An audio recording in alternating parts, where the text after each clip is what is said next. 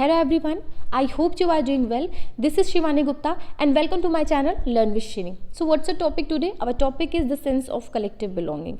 Last class में हम लोगों ने सिविल डिसओबीडियंस मूवमेंट की लिमिटेशंस देखी थी. सो अगर आप लोगों ने लिमिटेशन नहीं देखी है देन मेक श्योर वो वाली वीडियो देखिएगा. चलिए शुरू करते हैं. आज का टॉपिक क्या होने वाला है. सो हम लोगों ने क्या देखा कि लोगों के अंदर अब नेशनलिज्म की फीलिंग अब आने लगी थी, स्प्रेड होने लगी थी लोगों में नेशनलिज्म की फीलिंग. लोग अपने आप को नेशन से कनेक्ट करके देख रहे थे कि हम क्या है, एक नेशन का पार्ट है. बट इसके साथ में एक चीज़ और भी क्या ज़रूरत थी. ज़रूरत ये थी कि उन सारे पीपल को भी क्या करना है, बाइंड करके रखना है, उनको आपस में बांध कर रखना है. ठीक है, ताकि वो लोग आपस में एक दूसरे को कलेक्टिव फील करें उस नेशन के लिए. ठीक है, तो इसीलिए क्या हुई, कलेक्टिव बिलोंगिंग के लिए बहुत सारे प्रयास किए गए, बहुत सारे एफर्ट किए गए, जिसके थ्रू क्या हुआ, कलेक्टिव बिलोंगिंग में जैसी फीलिंग डेवलप हुई. अच्छा, कुछ चीज़ें अपने आप से हो गई धीरे धीरे और कुछ चीज़ें क्या हुई, जो बहुत सारे प्रयास किए गए. जैसे अगर हम बात करें, बहुत सारे पॉइंट्स हम लोग देखेंगे. पहला अगर हम बात करें तो पहला होता है through the experience of United struggle. क्यों? क्योंकि सारे जो भी सिटीजन थे कंट्री में, जितने भी हमारे यहाँ पे सारे ग्रुप्स थे, सब मूवमेंट कर रहे थे. किसके अगेंस्ट में मूवमेंट कर रहे थे? सब लोग ब्रिटिशर्स के अगेंस्ट में मूवमेंट करते, जो ब्रिटिश गवर्नमेंट थी उसके अगेंस्ट में मूवमेंट कर रहे थे. तो एक रीज़न उन लोगों के लिए कहीं ना कहीं कॉमन था कि वो लोग इस ब्रिटिश गवर्नमेंट जो थी वो उनको सप्रेस कर रही थी, उसकी ऑप्रेसिंग पॉलिसीज़ जो थी उसके लिए मूवमेंट कर रहे थे. तो एक यूनाइटेड स्ट्रगल जो था वो कहीं ना कहीं एक तरह से एक फैक्टर बना, जिसकी वजह से लोगों में एक sense of collective belongingness develop हुई थी. ठीक है, चलिए दूसरा क्या था. दूसरा था थ्रू द कल्चरल प्रोसेस की अगर यहाँ पे बात आ रही है तो कई तरह के कल्चर हो सकते हैं. जैसे बात करें हम लोग history, fiction, folklore, song, prints and symbols, बहुत सारे फैक्टर्स है. प्लेज भी हो सकते हैं, प्लेज हैं, म्यूजिक है, बहुत सारे कल्चरल प्रैक्टिसेस हो सकते हैं जिनके थ्रू जो कलेक्टिव आइडेंटिटी की फीलिंग है उसको डेवलप किया गया था. नाउ नेक्स्ट समझेंगे क्या हुआ था. जो हम लोगों ने यूरोप के केस में देखा था, कंसेप्ट ऑफ एलिगरी देखा था हम लोगों ने. फ्रांस का एंड जर्मनी की 2 एलिगरी भी पढ़ी थी. नाम आप लोग नीचे कमेंट बॉक्स में बताइएगा. तो 2 एलिगरी जो थी वहाँ पे एक तरह से वो क्या कर रही थी, नेशन को रिप्रेजेंट कर रही थी, एक नेशन को सिंबोलाइज फॉर्म में वहाँ पे रिप्रेजेंट किया गया था. तो सेम ऐसा ही कुछ कंसेप्ट हमको देखने को मिलता है कहाँ पे, इंडिया में. बहुत सारी फिगर कंस्ट्रक्ट होने लगी to create an image of the nation through which people can identify themselves. कि यहाँ पे एक नेशन की एक इमेज है, पीपल अब बोल रहे हैं कि हाँ ये जो इमेज है उसके थ्रू बोल रहे हैं कि हाँ ये हमारी नेशन को रिप्रेजेंट कर रही हैं. ठीक है, तो यहीं से कंसेप्ट किसका आता है, भारत माता का. ओके, भारत माता आज भी एग्जिस्ट करती हैं. भारत माता सबके दिलों में है. भारत माता भारत के जो भी लोग हैं. सो भारत माता कंसेप्ट आने लगता है 20th सेंचुरी से. 20th सेंचुरी जो से ही जो भारत माता कंसेप्ट आने लगता है. तो भारत माता की जो फिगर थी फर्स्ट टाइम किसने क्रिएट किया था, तो first time it was created by Bankim Chandra Chattopadhyay. इन्होंने भारत माता की फिगर को क्या किया था, एक तरह से डिज़ाइन किया था, क्रिएट किया था. अच्छा, इन्होंने ही वंदे मातरम लिखा था 1870s में. जो बाद में जब स्ट्रगल होता है तो उस टाइम पे इसको एक हिम की तरह यूज़ किया जाता है. लोग हर जगह वंदे मातरम गाया जाता है. और इन्होंने अपने इस सॉन्ग को, वंदे मातरम को, अपनी नॉवेल आनंद माथ उसमें भी क्या किया है, लिखा, इंक्लूड किया है उसमें अपने नॉवेल में वंदे मातरम को. ठीक है, तो जो स्वदेशी मूवमेंट आता है, स्वदेशी मूवमेंट उस टाइम पे क्या होता है, जो ये अवनींद्रनाथ टैगोर होते हैं, इन्होंने एक भारत माता की इमेज थी उसको क्रिएट की. ठीक है, उन्होंने जो पोर्ट्रे की थी इस इमेज को एक एस्थेटिक फिगर की तरह यहाँ पे रिप्रेजेंट किया था. एस्थेटिक फिगर एक बोल सकते हो आपकी साधु संत टाइप का जो फिगर होता है उस तरह से यहाँ पे रिप्रेजेंट किया था. तो देखिए कुछ इस तरह का ये फिगर था. ठीक है, यहाँ पे आप लोग देख रहे हो एक एस्थेटिक फिगर लग रहा है क्योंकि इन्होंने हाथ में ये माला ली हुई है. यहाँ पे आप ये बोल सकते हो, कुछ किताबें से आप लोग बोल सकते हो कि वेद लिए हुए हैं इन्होंने. ठीक है, तो एक एस्थेटिक फिगर की तरह यहाँ पे शो करने की कोशिश करी उन्होंने. तो यहाँ पे आप लोग देख रहे हो कैसे इसको एक रिलीजन से कनेक्ट करने की कोशिश की गई है कि हाथ में माला लिया उन्होंने, वेद लिए हुए हैं, तो रिलीजन से कनेक्ट करके इसको क्या बना रहे, बोल रहे हैं कि जो ये भारत माता की फ़ोटो है, भारत माता की इमेज है, उसको एक सैक्रेड फिगर बना दे रहे हैं क्योंकि रिलीजन से कनेक्ट हो जाएगा तो लोग एक तरह से जैसे बहुत सारी देवी देवता होते हैं उनको पूजा करते हैं, तो इनकी भी पूजा करेंगे, इनको भी एक तरह से उनके लिए क्या होगा, एक डिवोशन होगा. ठीक है। एंड जो ये फिगर बनाया था इन्होंने, इसमें इन्होंने इनको जो रिप्रेजेंट किया था कि एक काम, composed and divine and spiritual power की तरह इसको क्या किया गया था, रिप्रेजेंट किया था अवनींद्रनाथ टैगोर ने। सो बाद में क्या होता है, आफ्टर दिस फिगर बहुत सारे फिगर्स क्या होते हैं मूवमेंट के टाइम पे सर्कुलेट होते हैं। जैसे कुछ लोग, जितने भी आर्टिस्ट हैं, सबने अपने अपने तरीके से पोर्ट्रे किया था भारत माता की फिगर को, ठीक है। सो नाउ नेक्स्ट कि और क्या रीज़न थे जिसके थ्रू जो कलेक्टिव आइडेंटिटी की फीलिंग थी, नेशनलिज्म की फीलिंग थी, उसको सर्कुलेट किया गया। क्या क्या पढ़ा हम लोगों ने, अच्छा हम लोगों ने देखा है कि स्ट्रगल के थ्रू, एक स्ट्रगल लोगों ने किया, यूनाइटेड स्ट्रगल किया जिसकी वजह से डेवलप हो गया। एक कल्चर के थ्रू हम लोगों ने देखा, सो इसी कल्चर को थोड़ा और इलेबोरेट करके हम लोग देखेंगे, ठीक है। कल्चर देखा, प्लस हमने देखा कि कौन कौन से सिंबल, जैसे एलिगरी देखा हमने भारत माता, ठीक है। सो इसी कल्चर को थोड़ा सा इलेबोरेट करते हैं। कल्चर में क्या हो सकता है, कल्चर में अगर हम बात करें फॉकलोर की बात करें, किसकी बात करें, फॉकलोर की। अच्छा, इसी कल्चर के कंसेप्ट के ऊपर हम लोगों ने यूरोप के चैप्टर में जर्मनी का पढ़ा हुआ था कि एक जर्मन के कोई फिलोसफर थे, उन्होंने बोला था कि अगर आपको जो कॉमन पीपल है उनका कल्चर देखना है, देखना है तो आप उन कॉमन पीपल की नहीं फोकलोर में जाओ, इनके जो फोक सॉन्ग्स हैं उनको जाके देखो अगर आप कल्चर देखना चाहते हो। तो कौन से जर्मन फिलोसफर ने ये चीज़ बोली थी, आप लोग उनका नाम बताइएगा कमेंट सेक्शन में, ठीक है। सो ऐसा ही फोकलोर जैसा कंसेप्ट आता है। यहाँ पे क्या करते हैं, जो भी नेशनलिस्ट लीडर होते हैं वो ट्रैवल करते हैं, वो टूर करते हैं फ्रॉम विलेज टू विलेज, और क्या गैदर करते हैं ये सारे फोक सॉन्ग और लीजेंड, ये सारे जो भी फोक सॉन्ग्स थे उनको कलेक्ट करते हैं, इकट्ठा करते हैं। क्यों इकट्ठा करते हैं, because they believe that it give a traditional picture, it give a true picture of traditional culture, कि जो भी हमारा ट्रेडिशनल कल्चर रहा है उसका अगर ट्रू पिक्चर चाहिए आपको तो ये यही दे सकते हैं। क्योंकि लोगों की जो फीलिंग्स होती हैं, लोगों की फीलिंग्स है, आप उसको दिखाना चाह रहे हो तो अपने फोक सॉन्ग्स के थ्रू ही तो रिप्रेजेंट करते हो, ठीक है। गाने के थ्रू, म्यूजिक के थ्रू या फिर प्लेस के थ्रू, किसी के थ्रू आप उनको एक्सप्रेस करने की कोशिश करते हो। तो उन्होंने बोला कि आपको अगर कल्चर को देखना है तो इनके पास चले जाओ, ठीक है। और ये कल्चर जो है ये अब धीरे धीरे क्या हो गए हैं, करप्ट हो गए हैं, डैमेज हो गए हैं because of the outside forces. तो हमको जाके इनको क्या करना पड़ेगा, एक तरह से कलेक्ट करना पड़ेगा from place to place, okay. और उन्होंने बोला कि हमको इन सारे फोक ट्रेडिशन को प्रिजर्व करके रखना पड़ेगा, ठीक है, इसको रीस्टोर करना पड़ेगा, जिससे लोगों के मन में एक नेशनल आइडेंटिटी की फीलिंग आए अपने पास्ट से जोड़ के। कि पास्ट अगर हम बात करें, पास्ट में हम लोगों के इतने फोकलोर रह चुके हैं, डिफरेंट रीजन में डिफरेंट फोकलोर, तो उन्हें फोकलोर को अगर हम कलेक्ट करेंगे तो लोगों के मन में उस लोगों तक पहुंचाएंगे तो लोगों के मन में एक नेशनल यूनिटी की फीलिंग आएगी कि हमारा पास्ट ये था, ठीक है। अभी पास्ट को लेके हम लोग और भी थोड़ा सा अच्छे इलेबोरेट करके पढ़ेंगे, ठीक है। तो इसी के लिए क्या किया गया, इसी फोकलोर के केस में जो रविंद्रनाथ टैगोर थे उन्होंने बंगाल में जाके खुद कलेक्ट करना शुरू कर दिया, different ballads, nursery rhymes and myths, खुद जाके कलेक्ट कर दिया गया, शुरू कर दिया। और इसको एक तरह से बोला जाए तो उन्होंने फोक रिवाइवल मूवमेंट शुरू कर दिया, एक फोक रिवाइवल मूवमेंट की जितने भी फोक है उनको रिवाइव करेंगे, उनको इकट्ठा करेंगे, ठीक है। सो ये one place to another place, one village to another village क्या करते हैं, टूर करते हैं, ट्रैवल करते हैं। दूसरे ऐसे ही एक कौन थे, नटेशा शास्त्री, ये रहते हैं मद्रास के।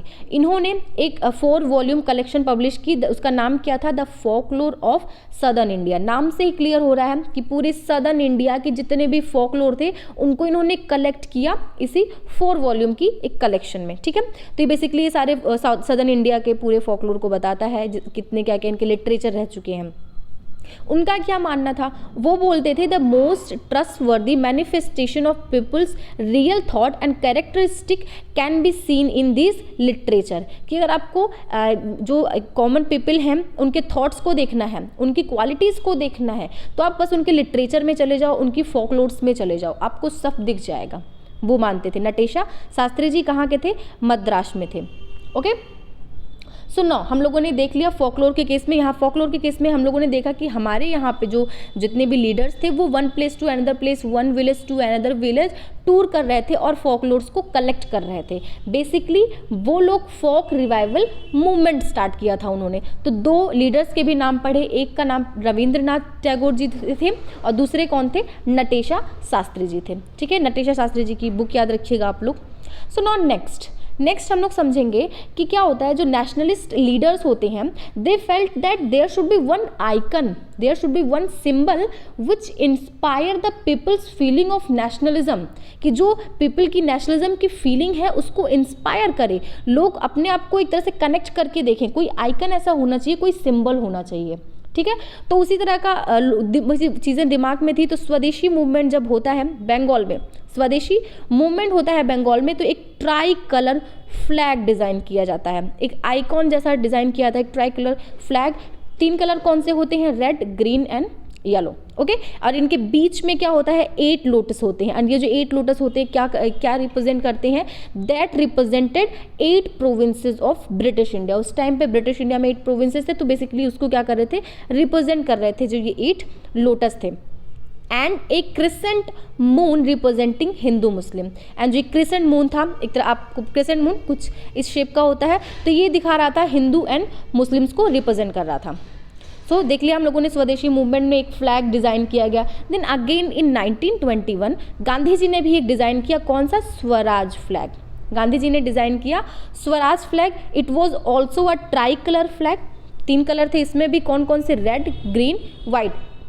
अगर बात करें इन कलर्स की, 3 जो कलर थे, तो यहाँ पे क्या सोच के उन्होंने इस कलर को लिया, तो मेजर 3 कम्युनिटी को रिप्रेजेंट किया। जैसे कि ग्रीन बात करें तो मुस्लिम्स होते हैं, इस्लाम्स होते हैं, रेड बात करें तो रेड हिंदू में होता है, एंड वाइट बात करें तो क्रिश्चियंस में होते हैं। तो वही तीनों को इन्होंने ध्यान में रखते हुए ये 3 ट्राई कलर फ्लैग यहाँ पे अडॉप्ट किया। एंड बीच में एक स्पिनिंग व्हील थी, सेंटर में एक स्पिनिंग व्हील थी। स्पिनिंग व्हील क्या रिप्रेजेंट कर रही थी, spinning wheel was representing the Gandhian आइडन of self help. मतलब सेल्फ हेल्प की हम लोग खुद की हेल्प कर सकते हैं। जैसे यहाँ पे स्पिनिंग व्हील जो थी वो एक तरह से, अगर आप लोग जाके पिक्चर्स गूगल करो देन यू कैन सी, एक चरखा टाइप होता है, चरखा होता है, तो चरखे का फिगर उन्होंने सेंटर में बनाया था, मिडिल में बनाया था। तो चरखा एक तरह से क्या था, चरखा इंडिया में होता था, चरखे से कपड़े बनते थे। तो एक तरह से वो बताना चाह रहे थे कि हम लोग चरखे से कपड़े बना सकते हैं और हम लोग अपनी हेल्प कर सकते हैं, हम लोग सेल्फ रिलायंट हैं, अपने ऊपर आत्मनिर्भर हैं। जैसे आज गवर्नमेंट चलाती है ना आत्मनिर्भर भारत, तो उन्होंने कुछ ऐसा ही एजेंडा चलाया, आत्मनिर्भर है हम लोग। और क्या, किसके थ्रू इसको शो करने की कोशिश करी, स्पिनिंग व्हील के थ्रू। ओके, सो देखा आप लोगों ने कि किस तरह से एक जो फ्लैग था उसको मार्चेस में एक तरह से एक सिंबल बना के उसको रिप्रेजेंट किया गया। ओके, सो नाउ नेक्स्ट देखेंगे हम लोग कि फीलिंग ऑफ नेशनलिज्म थी और कैसे उसको डेवलप किया गया। तो दैट वाज बाय री इंटरप्रिटेटिंग ऑफ हिस्ट्री को री इंटरप्रेट किया गया।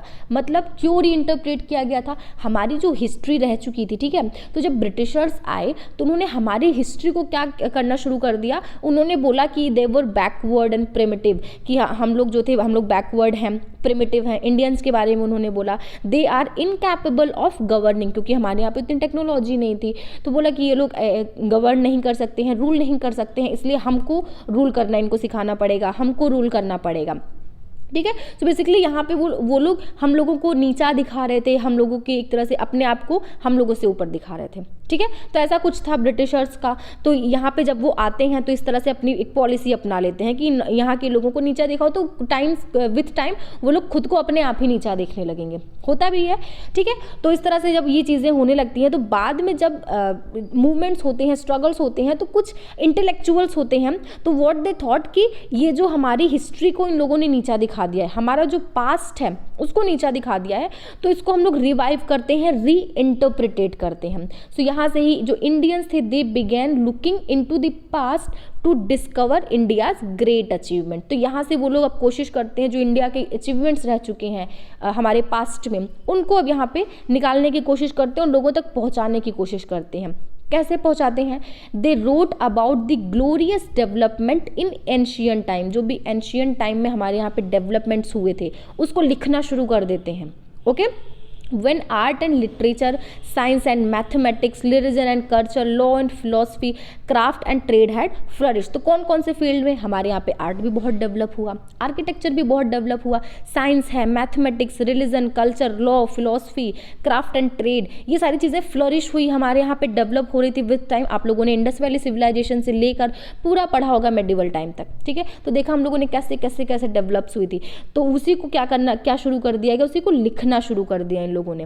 ठीक है, तो उन्होंने क्या बोला, उन्होंने बोला कि ये जो फ्लरिशिंग टाइम था, जिस टाइम पे फ्लरिशिंग हो रही थी, तो इसके बाद ये डिक्लाइन होने लगा, ये टाइम था डिक्लाइन होने लगा। कब डिक्लाइन होने लगा? जब यहाँ पे आ जाते हैं ब्रिटिशर्स आ गए, तो ये तो फ्लरिशिंग हो रहा था, यहाँ पे ये डिक्लाइन होने लगता है ब्रिटिशर्स की वजह से। और जो इंडिया की प्राइड थी, इंडिया की अचीवमेंट थी, वो अब किस में कन्वर्ट हो जाती है? इन दी माइजरेबल कंडीशन। जो ब्रिटिश रूल कर रहे थे उनके अंडर में कंडीशन जो होती है बहुत ही माइजरेबल हो जाती है। ठीक है, तो कुछ इस तरह से यहाँ पे कोशिश की गई कि हिस्ट्री को हम लोग रीइंटरप्रेट करके लोगों के मन में ये जगाएंगे कि हमारा पास्ट बहुत अच्छा था, ये ब्रिटिशर्स बीच में आ गए जिन्होंने आके रूल करना शुरू कर दिया, हम लोगों को ऑप्रेस करना शुरू कर दिया, और खुद का फायदा ये लोग देख रहे हैं, इसकी वजह से हम लोगों को इतनी प्रॉब्लम झेलनी पड़ रही है। ठीक है, सो इतने सारे मीन्स थे जिसकी वजह से कलेक्टिव बिलोंगिंग की फीलिंग को डेवलप किया गया। देखा हम लोगों ने हिस्ट्री के थ्रू, कल्चर के थ्रू, फ्लैग, एलिगरी, ये सारी चीज़ें हम लोगों ने देखी।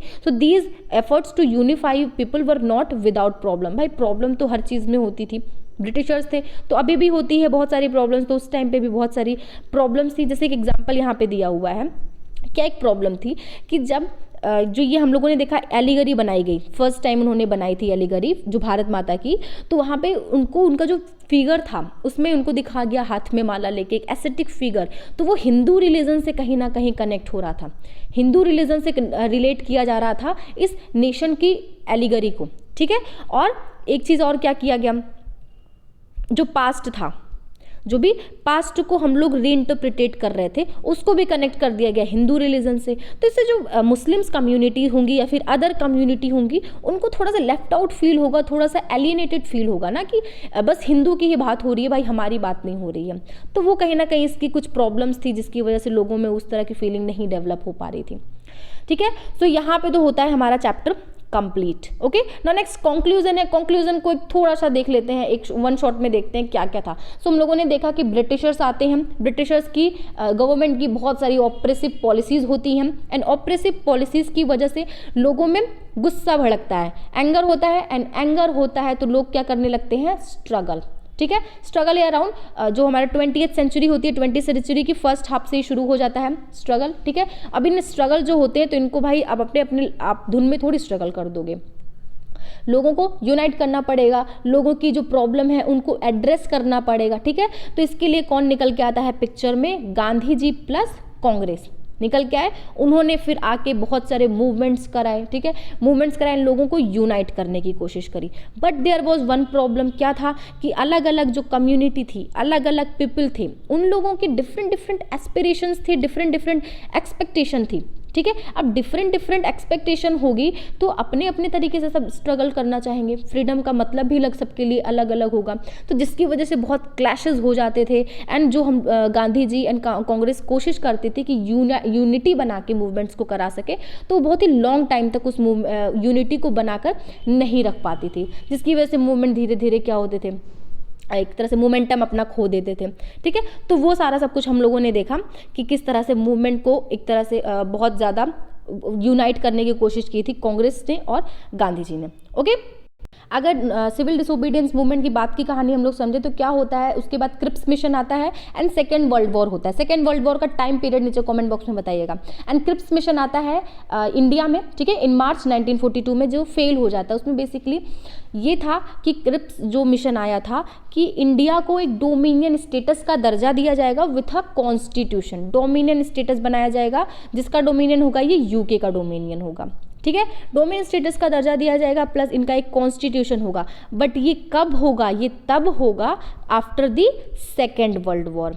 ठीक है, तो ये कुछ मेजर पॉइंट थे, बाकी और भी बहुत सारे पॉइंट थे जिसकी वजह से उन सारे पॉइंट को लोगों ने पसंद नहीं किया। डिफरेंट डिफरेंट जो पार्टीज थी उन्होंने पसंद नहीं किया, उन्होंने इसका अपोज किया। ठीक है, इनफैक्ट बहुत सारे लोगों ने, सारी जितनी पार्टीज थी सभी ने अपोज किया था। मुस्लिम लीग ने किया, डिप्रेस क्लास एसोसिएशन ने किया, कांग्रेस ने किया, सभी ने किया था इस क्रिप्स मिशन को, जिसकी वजह से जो क्रिप्स मिशन आता है ये हो जाता है फेल। सो मार्च 1942 में आता है, मार्च 1942 में ये फेल भी हो जाता है। एंड आफ्टर दैट स्टार्ट होती है quit India movement. Quit India movement आप लोगों ने सुना होगा। यहाँ पे ये मूवमेंट स्टार्ट किया जाता है कि भाई महात्मा गांधी जी ने स्टार्ट किया था कि अब भारत छोड़ दो, भारत छोड़ो आंदोलन यहाँ पे शुरू कर दिया गया।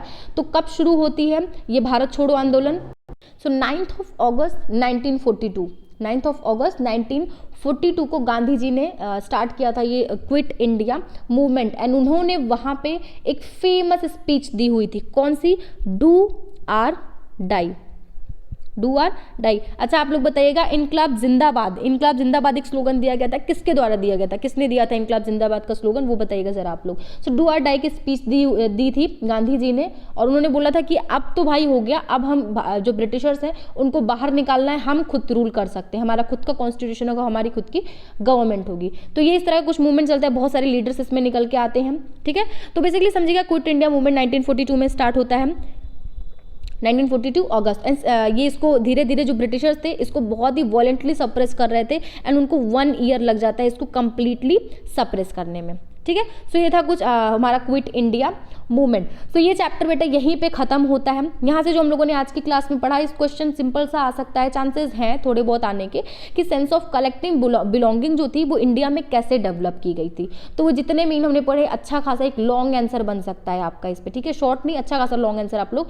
इस पर लिख सकते हो। तो try to write the answer practice करिए आप लोग। ये चैप्टर हो चुका है, हम लोग प्रीवियस ईयर के क्वेश्चन पेपर जरूर डिस्कस करेंगे बोर्ड से पहले। आप लोग पढ़ते रहिए, रिवाइज करते रहिए, एंड अगर वीडियो पसंद आई है तो जरूर वीडियो को लाइक करिएगा, एंड चैनल को सब्सक्राइब करिए एंड शेयर करिए ज़्यादा से ज़्यादा।